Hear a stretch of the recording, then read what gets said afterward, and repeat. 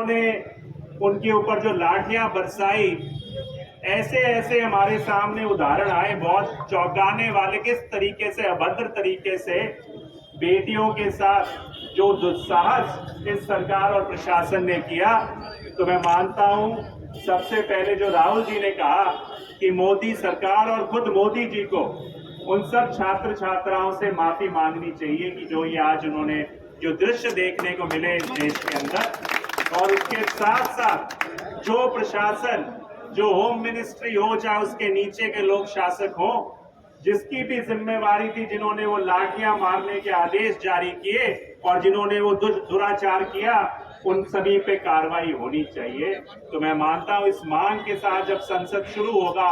आने वाले दिनों में, शैलजा जी भी वहां पर होंगे कांग्रेस पार्टी के, राहुल गांधी जी के, खड़गे जी के नेतृत्व में। मैं मानता हूं यहाँ की भी आपकी मांग को आदरणीय शैलजा जी वहां पर बुलंद करने का काम करेंगी।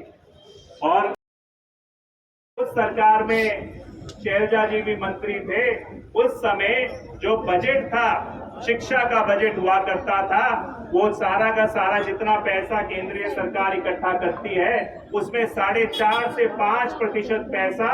शिक्षा पे लगाया जाता था। मगर ये आप सुनकर चौंक जाएंगे, 2014 में जो अच्छे दिन की सरकार आई, उस सरकार ने इस बजट को घटाकर 2.5%, 2.3% से 2.5% कर दिया। तो मंशा तो वही स्पष्ट थी कि वे सरकारी शिक्षा को नीचे लेकर जाना है। और सरकारी शिक्षा को नीचे, एक तो आपकी तरफ से जेल से लूट शुरू हो गई, पर वहीं पे बात खत्म नहीं होती। आज का अगर युवा पढ़ लिख कर 5 साल तक अगर मेहनत भी कर ले, उसके माता पिता अपना पेट काट कर भी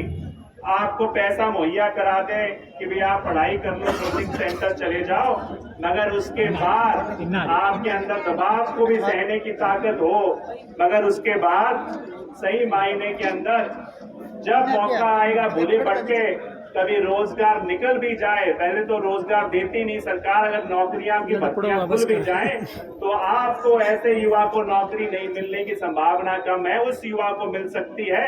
जो सही मायने में इस भ्रष्टाचार सोच के साथ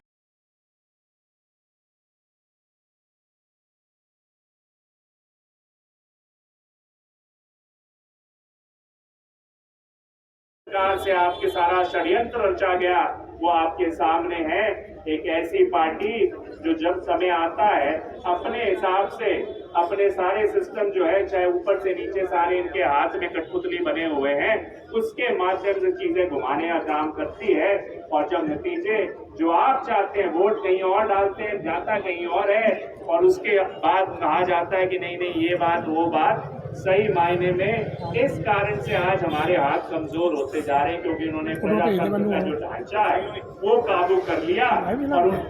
उनको अभी भी विश्वास है कि आने वाले समय में चाहे सारी जनता नाराज हो जाए कि हम चुनाव जीतने की क्षमता रखते हैं, वो क्षमता,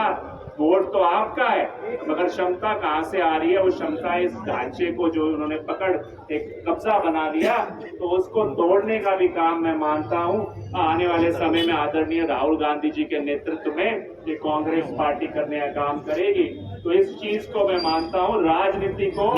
ताकत को मजबूत, आज जो आपने इकट्ठ दिखाया है, जो एकता दिखाई है, सभी साथी खड़े हैं, सभी का भविष्य